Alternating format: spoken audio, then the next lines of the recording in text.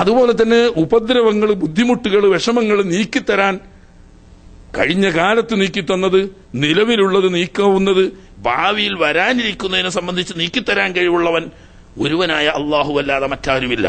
അപ്പൊ ഉപകാരങ്ങളുടെയും ഉപദ്രവങ്ങളുടെയും മുഴുവനും ഉടമ ഏതൊരുത്തനാണോ ആ ഒരുത്തന്റെ മുന്നിലെ ബുദ്ധി കൊണ്ട് ചിന്തിച്ചാൽ തന്നെ അങ്ങേയറ്റത്തെ സ്നേഹം, അങ്ങേയറ്റത്തെ അനുസരണം, അങ്ങേയറ്റത്തെ താഴ്മ പ്രകടനം പാടുള്ളൂ. ഈ ബുദ്ധിപരമായ ഈ സത്യം അംഗീകരിച്ചുകൊണ്ടാണ് അല്ലാഹു തആല തന്നെ പറഞ്ഞത് അമറ അല്ലാ തഅബുദു ഇല്ലാ ഇയ്യാഹു. ഈ ഉപകാരങ്ങളുടെയും ഉപദ്രവത്തിന്റെയും സമ്പൂർണ്ണ ഉടമ അള്ളാഹു ആയതുകൊണ്ട് അവനല്ലാതെ മറ്റൊരാൾക്ക് നിങ്ങൾ ഇബാദത്ത് എന്ന് പറയുന്ന വണക്കം ചെയ്യാൻ പാടില്ല. ഇപ്പൊ ഒരു വസ്തു എന്തു ആട്ടെ, ഒരു ഉപകാരം ഒരാൾക്ക് ചെയ്യാൻ കഴിയും, അല്ലെങ്കിൽ ഒരു വസ്തുവിന് ചെയ്യാൻ കഴിയും. എങ്ങനെ? അതിനുള്ള കഴിവ് അതിനുണ്ട്. അതല്ലെങ്കിൽ ഒരു ഉപദ്രവം വരുത്തി വെക്കാൻ കഴിയും, അഥവാ അതിനുള്ള കഴിവ് അതിനുണ്ട് എന്ന് ഏതെങ്കിലും ഒരു വസ്തുവിനെ സംബന്ധിച്ച് വിശ്വസിച്ചു കഴിഞ്ഞാൽ അവന് ആരാധന ചെയ്യട്ടെ ചെയ്യാതിരിക്കട്ടെ അപ്പോൾ തന്നെ ശിർക്ക് വന്നു. അത് കഴിഞ്ഞ പ്രാവശ്യം നമ്മൾ പറഞ്ഞു. ഇസ്തിഖ്ലാൽ അഥവാ സ്വന്തമായി ഒരു ഉപകാരം ചെയ്യാൻ കഴിവ് ഏതെങ്കിലും ഒരു വസ്തുവിനുണ്ടെന്ന് വിശ്വസിച്ച് അവൻ ദൈവമാണെന്നോ അള്ളയാണെന്നോ ഒന്നും വിശ്വസിക്കേണ്ട. ഇസ്ബാത്തു ശരീക്ക് ബിമാന വുജൂബി വുജൂദിൻ ഔ ഇസ്തിഹ്ഖാഖ് ഇബാദ കഴിഞ്ഞ പ്രാവശ്യം പറഞ്ഞത്. അല്ലാഹു സുബ്ഹാനഹു വ തആല എന്നതുപോലെ അഥവാ സ്വതന്ത്രമായ നിലക്ക് എന്തെങ്കിലും ഒരു ഉപകാരത്തിന് കഴിവുണ്ടെന്ന് വിശ്വസിക്കുമ്പോൾ ഇസ്തിഹ്ഖാഖുൽ ഇബാദത്തിൽ ശിർക്ക് വെക്കുന്നു. ഇയാൾ ദൈവമാണെന്ന് വിശ്വസിച്ചാലും വേണ്ടില്ല, വിശ്വസിച്ചിട്ടില്ലെങ്കിലും വേണ്ടില്ല. അപ്പോ ഒരു വസ്തുവിനെ ഇലാഹാക്കുക എന്ന് പറഞ്ഞാൽ തന്നെ എന്താണ്? വകുല്ലു മുത്തഖിദ മഅബൂദൻ ഇലാഹുൻ ഇൻദ മുത്തഖിദിഹി എന്നാണ് അറബി ഭാഷാ ഗ്രന്ഥമാവുന്ന കാമൂസ് പറയുന്നത്. അറബി ഭാഷയുടെ ഏറ്റവും ആധികാരികമായ ഭാഷ നിഘണ്ടുവാണ് അൽ ഖാമൂസ്. ഈ അൽ ഖാമൂസിൽ പറയുന്നത് വകുല്ലു മുത്തഖിദ മഅബൂദൻ, ആരാധന ചെയ്യപ്പെടാൻ അർഹനാണെന്ന് വിശ്വസിച്ചുകൊണ്ട് അംഗീകരിക്കപ്പെട്ട ഏത് വസ്തുവും ഇലാഹുൻ, അതൊക്കെ ഇലാഹ തന്നെയാണ്. എന്താ മുത്തഖിദിഹി, ആരാധനക്ക് അർഹനാണെന്ന് അംഗീകരിച്ചവൻ ആരോ ഓന്റെ അടുക്കൽ അത് ഇലാഹാണ്. അപ്പൊ ഈ ഇലാഹിന്റെ ഖുസൂസിയത്ത് എന്ന് പറഞ്ഞാൽ ഇലാഹ് വാജിബുൽ വുജൂദാണ് എന്നതാണ് ഒന്ന് പ്രധാനപ്പെട്ടത്. അത് കഴിഞ്ഞ പ്രാവശ്യം പറഞ്ഞു. ഈ വാജിബുൽ വുജൂദിന്റെ പുറമെ ഇസ്തിഹ്ഖാഖുൽ ഇബാദത്തുണ്ട് എന്ന് പറഞ്ഞാൽ ഇവന് ഉപദ്രവങ്ങൾ ചെയ്യാൻ, അല്ലെങ്കിൽ ഉപദ്രവങ്ങൾ നീക്കിത്തരാൻ, അതല്ലെങ്കിൽ ഉപകാരങ്ങൾ ചെയ്യാൻ, അല്ലെങ്കിൽ ആ ഉപകാരങ്ങൾ തടയാൻ സ്വന്തമായി കഴിവുണ്ട് എന്ന് വിശ്വസിക്കുക. ഈ വിശ്വാസത്തോടു കൂടി തന്നെ അവന് ശിർക്ക് വന്നു കഴിഞ്ഞു. അതോടുകൂടി അവൻ ചെയ്യുന്ന ഈ വസ്തുവിന് ചെയ്യുന്ന എല്ലാ തരത്തിലുള്ള സ്നേഹപ്രകടനങ്ങളും താഴ്മയും അതുപോലെ തന്നെ കീഴ്വഴക്കവും ഒക്കെ ആരാധനയായിട്ട് വരും. കാരണം എന്താണ്? ഉലൂഹിയത്ത് അവൻ അംഗീകരിച്ചു കൊടുത്തു. അവൻ അറിഞ്ഞോ അറിയാതെയോ ഉലൂഹിയത്ത് അംഗീകരിച്ചു കൊടുത്തു. അതുകൊണ്ടാണ് ചെറുത് വലുത് വ്യത്യാസമില്ലാതെ, വന്നതെന്നോ വരാനിരിക്കുന്നതെന്നോ നിലവിലുള്ളതെന്നോ വ്യത്യാസമില്ലാതെ എല്ലാ ഉപകാരങ്ങളുടെയും യഥാർത്ഥ ഉടമ അള്ളാഹു മാത്രമാണെന്നും എല്ലാ ഉപദ്രവങ്ങളുടെയും യഥാർത്ഥ ഉടമ അള്ളാഹു മാത്രമാണെന്നും വിശ്വസിക്കലാണ് തൗഹീദ് എന്ന് വരുമ്പോൾ, ഈ എല്ലാത്തിന്റെയും ഉടമ അള്ളാഹു ആവുമ്പോൾ ആ അള്ളാഹുവിന് മാത്രമേ അങ്ങേയറ്റത്തെ സ്നേഹവും അങ്ങേയറ്റത്തെ അനുസരണവും അങ്ങേയറ്റത്തെ താഴ്മ എളിമത്തരം പ്രകടിപ്പിക്കലും ഒക്കെ പാടുള്ളൂ എന്ന് പറയുന്നു. ഇങ്ങനെയാണ് ഇതിനർത്ഥം എന്ന് നമ്മൾ മാത്രമല്ല, മുമ്പ് മുജാഹിദീങ്ങൾ ജമാഅത്തുകാരുമായിട്ട് ഭയങ്കര തർക്കമുണ്ടായിനി. ഇപ്പോഴും ചിലവർക്കുണ്ട്. ഇത് ഇബാദത്ത് എന്ന് പറഞ്ഞാൽ കഴിഞ്ഞ പ്രാവശ്യം നമ്മൾ ഉണർത്തിയത് മുജാഹിദ് വിഭാഗത്തിന്റെ ഇബാദത്തിന്റെ അംഗീകരിച്ചുകൊണ്ട് അതിന്റെ പുറമെ രണ്ട് ഭാഗങ്ങളോടി കൂട്ടിച്ചേർത്ത ഒരു മുക്കൂട്ട് തൗഹീദാണ് ജമാഅത്തെ ഇസ്ലാമിയുടെ ഇബാദത്ത് എന്ന് കഴിഞ്ഞ പ്രാവശ്യം നമ്മൾ പറഞ്ഞു. ഈ മുക്കൂട്ട് തൗഹീദിനെ എതിർത്തുകൊണ്ട് മുജാഹിദുകൾ ജമാഅത്തുകാർക്കെതിരിൽ പുസ്തകം എഴുതി. അതിലയാൾ പറയാം ആരാ? വലിയ ആളുകൾ തന്നെ. K Maulavi Sahib, M Sheikh Muhammad Maulavi, M V Abdussalam bin Muhammad Maulavi, K Umar Maulavi, C A Muhammad Maulavi, M Ali Maulavi എന്നിവരാൽ ഇത്രയും ആളുകൾ, വലിയ അവരെ പറയപ്പെട്ട പേര് കേട്ട റളിയല്ലാഹു അൻഹു ചെല്ലുന്ന അത്രയും വലിയ മഹാന്മാരായ പണ്ഡിതന്മാർ സംയുക്തമായി എഴുതിയെന്തിനാണ് ജമാഅത്തെ ഇസ്ലാമിയും കമ്മ്യൂണിസ്റ്റ് പാർട്ടിയും എന്ന ഒരു പുസ്തകമുണ്ട്. അതായത് ജമാഅത്തെ ഇസ്ലാമിന്റെ ഈ തൗഹീദിനെയും അവരുടെ രാഷ്ട്രീയ നിലപാടിനെയും ഒക്കെ കഠിനമായി വിമർശിച്ചുകൊണ്ട് എഴുതിയ പുസ്തകം. ഈ പുസ്തകത്തിൽ പറയുന്നു, ആത്യന്തികമായ താഴ്മയും വണക്കവും കാണിക്കുക എന്നതാണ് ദീനിലും അറബി ഭാഷയിലും ഉന്നത നേതാക്കളായ സമഖ്ശരി, ബൈളാവി, റാസി, നൈസാബൂരി, അബു സഊദ് മുതലായ മഹാന്മാർ ഇബാദത്തിന് നിർവചിച്ചിട്ടുള്ളത് എന്ന് ഇവരുടെ പുസ്തകത്തിന്റെ 9ാമത്തെ പേജിൽ തന്നെ ഇക്കാര്യം പറയുന്നു. അപ്പൊ നമ്മൾ പറഞ്ഞ അതേ അർത്ഥം തന്നെയാണ് ഇവരെല്ലാം ജമാഅത്തെ ഇസ്ലാമി എതിർക്കാൻ വേണ്ടി ഇബാദത്തിനെ പറ്റി അർത്ഥം പറഞ്ഞപ്പോൾ നമ്മൾ പറഞ്ഞ അതേ അർത്ഥം തന്നെയാണ് പറഞ്ഞത്.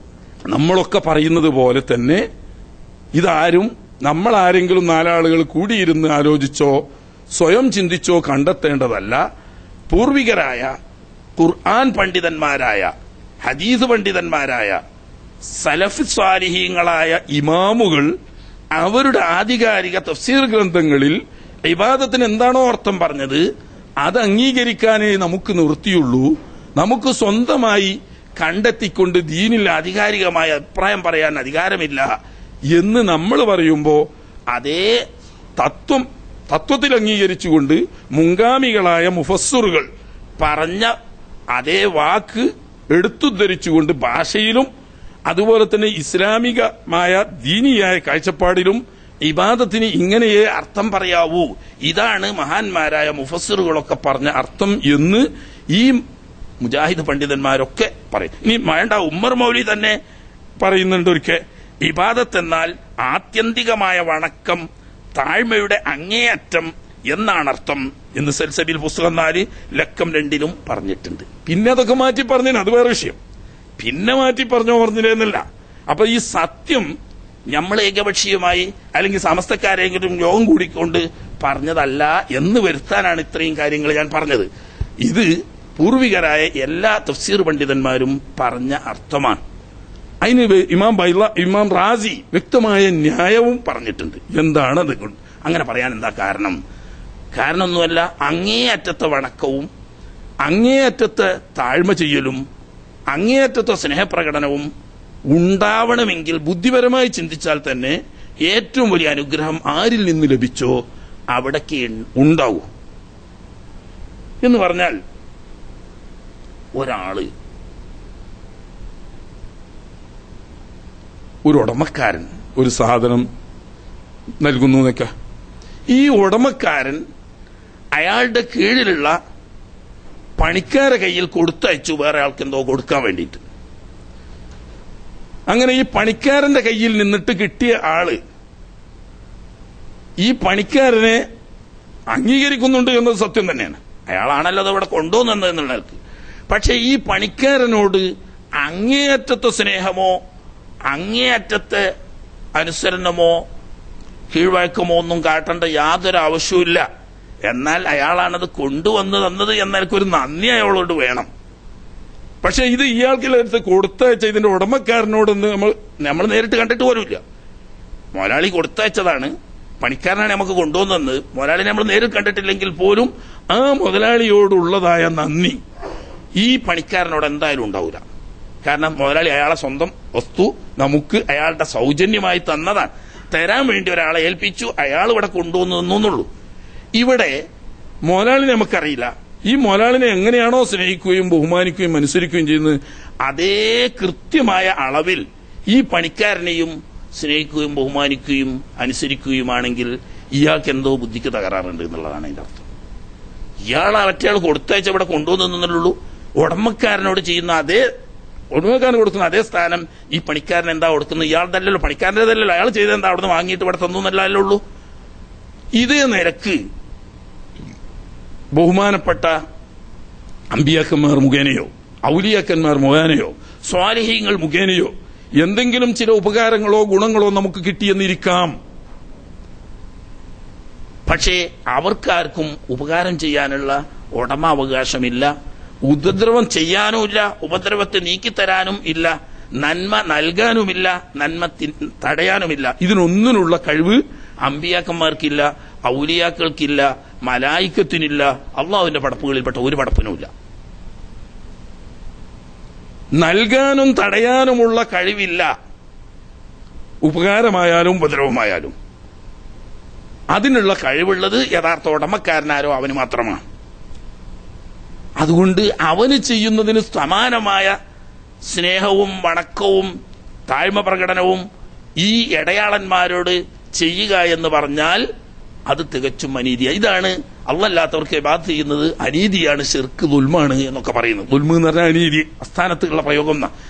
അപ്പോ ഈ അർത്ഥത്തിൽ അള്ളാഹു ഒരു കാര്യം, അള്ളാഹു അല്ലാത്തവരിൽ നിന്ന് നമുക്ക് ഉപകാരമാണെങ്കിൽ എന്തെങ്കിലും ഒരു ഉപകാരം ചെയ്യാനോ, അള്ളാഹു ഉദ്ദേശിക്കാത്ത, അവൻ വേണ്ട വെക്കാത്ത ഒരു ഉപകാരം നമുക്ക് നൽകാനോ,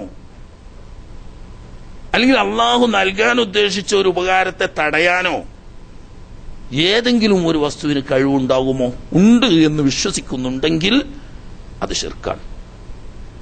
ആ നിലക്ക് അയാളോട് ചെയ്യുന്ന സ്നേഹപ്രകടനവും അനുസരണവും അതുപോലെ തന്നെ അപേക്ഷയും ഒക്കെ ആരാധനയാണ്. അള്ളാഹു ഒരു ഉപദ്രവം വരുത്തിവെക്കാൻ ഉദ്ദേശിച്ചാൽ അത് തടഞ്ഞു നിർത്താൻ ആർക്കെങ്കിലും കഴിയുമെന്ന് വിശ്വസിക്കുന്നുണ്ടോ? അത് ശിർക്കാണ്. അള്ളാഹു സുബ്ഹാനഹു വ തആല ചെയ്യാൻ ഉദ്ദേശിക്കാത്ത ഒരു ഉപദ്രവം അവന്റെ പടപ്പുകളിൽപ്പെട്ട ഏതെങ്കിലും ഒരു പടപ്പിന് വരുത്തിവെക്കണം എന്ന് ഏതെങ്കിലും ഒരാൾ ഉദ്ദേശിച്ചാൽ അത് സാധിക്കുമെന്ന് വിശ്വസിക്കുന്നുണ്ടെങ്കിൽ അത് ശിർക്കാണ്. അപ്പൊ ഉപകാരങ്ങളുടെയും ഉപദ്രവങ്ങളുടെയും ഉടമ അള്ളാഹുവാണ്. ഈ ഉടമ അള്ളാഹു അല്ലാത്ത മറ്റാർക്കും ഇല്ല. ഇതാണ് വിശ്വാസം, ഈമാൻ. ഇതിന് വരുന്ന ശിർക്ക് അള്ളാഹു അല്ലാത്തവർക്ക് ഈ രണ്ടാലൊന്നിൽ സ്വന്തമായി സ്വാധീനം, അധികാരം ഉണ്ട് എന്ന വിശ്വാസത്തോടു കൂടി ചെയ്യുന്ന എല്ലാ സ്നേഹപ്രകടനവും, എല്ലാ വണക്കവും, എല്ലാ അനുസരണവും അങ്ങേയറ്റത്തതാണ്. കാരണം ഉടമയോട് ചെയ്യുന്നത്, സാക്ഷാൽ ഉടമയോട് ചെയ്യുന്നതാണ് അങ്ങേയറ്റത്തത്. അപ്പൊ നമ്മൾ ഇത് ബാഹ്യമായ രൂപമല്ല, ഇതിന്റെ യഥാർത്ഥ ബുദ്ധിപരമായ രൂപവും അതുപോലെ തന്നെ അധിഷ്ഠിതമായി ചിന്തിക്കുമ്പോഴും അങ്ങേയറ്റത്ത് ആവി വരികയാണ്. ബാഹ്യമായി നോക്കുമ്പോൾ, ഉദാഹരണം പറഞ്ഞാൽ, ചിലപ്പോൾ ഒരു ഗുരുനാഥന്റെ മുന്നിൽ കാണിക്കുന്ന നിൽക്കുന്ന നൃത്തത്തിന് കാണിക്കുന്ന അച്ചടക്കവും അനുസരണവും താഴ്മയും അത്രയൊന്നും ചിലപ്പോൾ നിസ്കരിക്കാൻ നിൽക്കുന്നവന് ബാഹ്യമായി കാണുന്നുണ്ടാവില്ല.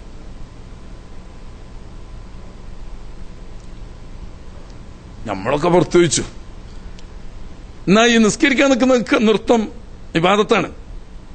ഈ ഗുരുനാഥനെ ബഹുമാനിച്ചുകൊണ്ട് നിൽക്കുന്ന നൃത്തോ അത് ഇബാദത്താകാൻ പാടില്ല. ഇബാദത്തായാൽ അത് ശിർക്കായി പോയില്ലേ? എന്നാ അവിടത്തേലേറെ ഈ ഇബാദത്താവുന്ന നിസ്കാരത്തിൽ നിൽക്കുമ്പോഴേറെ ഭക്തിയും ബഹുമാനവും ആദരവും ഒക്കെ പ്രകടിപ്പിക്കുന്നു എന്ന് തോന്നും ചില ഉസ്താദന്മാരുടെ മുന്നിൽ, അല്ലേ? തോന്നും. പക്ഷെ ഈ ബാഹ്യമായ തോന്നലല്ല കാര്യം. മറിച്ച് നിസ്കരിക്കാൻ നിൽക്കുന്നവന്റെ മനസ്സിൽ എന്താണുള്ളത്? എല്ലാത്തിന്റെയും ഉടമക്കാരനായ സർവശക്തനും സർവജ്ഞനുമായ അള്ളാഹുവിന് വണങ്ങിക്കൊണ്ട് അവന് ആരാധന ചെയ്യാനാണ് ഞാൻ നിൽക്കുന്നത്. ഉടമക്കാരൻ യഥാർത്ഥ ഉടമക്കാരനാണെന്ന് വിശ്വസിക്കുമ്പോൾ ഉള്ള വണക്കം തന്നെ പരമമായ വണക്കം. അതേ സമയത്ത് അള്ളാഹു ബഹുമാനിക്കാൻ കൽപ്പിച്ചതുകൊണ്ട്, അള്ളാഹു ആദരിക്കാനും അനുസരിക്കാനും കൽപ്പിച്ചതുകൊണ്ട് ഞാൻ എനിക്ക് ഇൽമ പഠിപ്പിച്ചു തരുന്ന ഉസ്താദിനെ ബഹുമാനിക്കുന്നു, അല്ലെങ്കിൽ എന്റെ പ്രിയപ്പെട്ട ഉമ്മനെയും ഉപ്പനെയും ഞാൻ ബഹുമാനിക്കുന്നു, ആദരിക്കുന്നു. എന്തുകൊണ്ട്? അള്ളാഹു സുബ്ഹാനഹു വ തആല ഉമ്മവാപ്പമാരെ ബഹുമാനിക്കാനും ആദരിക്കാനും കൽപ്പിച്ചിട്ടുണ്ട്. അള്ളാഹു കൽപ്പിച്ചതുകൊണ്ട്, അള്ളാഹുവിന്റെ കൽപ്പന വഴിപ്പെട്ട് ഞാൻ എന്റെ വാപ്പയെ അങ്ങേയറ്റം ബഹുമാനിക്കുന്നു, സ്നേഹിക്കുന്നു. പക്ഷേ ബാപ്പയെ ചെയ്യുന്ന ബഹുമാനവും സ്നേഹവും അനുസരണവും ഇബാദത്താകുന്നില്ല. കാരണം എന്താ? എന്നെ ഇല്ലായ്മയിൽ നിന്നിട്ട് ഉണ്ടാക്കിയവന്റെ വാപ്പയല്ല. ഉണ്ടായതിനു ശേഷം എന്നെ ജീവിതം നിലനിർത്തുകയും പോറ്റി വളർത്തുകയും ചെയ്യുന്നവൻ എന്റെ വാപ്പയമ്മയല്ല. ഇല്ലായ്മയിൽ നിന്നിട്ട് എന്നെ ഉണ്ടാക്കിയതും അള്ളാഹുവാണ്, ഉണ്ടായതിനു ശേഷം എന്നെ ജീവിപ്പിക്കുന്നവനും അള്ളാഹു തലയാണ്. പക്ഷേ അതിന് കാരണക്കാരന്റെ ഈ വാപ്പയും ഉമ്മയുമാണ്. അതുകൊണ്ട് അവരെ ബഹുമാനിക്കാൻ അള്ളാഹ് പറഞ്ഞതുകൊണ്ട് ഞാൻ ബഹുമാനിക്കുന്നു. എല്ലാവരും അത്രയേ ഉള്ളൂ. അംബിയാ മുർസലീങ്ങളെ ബഹുമാനിക്കണം, അതുപോലെ തന്നെ ശുഹദാക്കന്മാരെ ബഹുമാനിക്കണം, ഔലിയാക്കന്മാരെ ബഹുമാനിക്കണം, ഉസ്താദുമാരെ ബഹുമാനിക്കണം, മുതിർന്നവരെ ബഹുമാനിക്കണം, സ്വാലിഹീങ്ങളെ ബഹുമാനിക്കണം. ഇതൊക്കെ ബഹുമാനിക്കണം. എത്ര നിങ്ങൾ ബഹുമാനിച്ചാലും അള്ളാഹു കൽപ്പിച്ചത് കൊണ്ട് ബഹുമാനിക്കണം.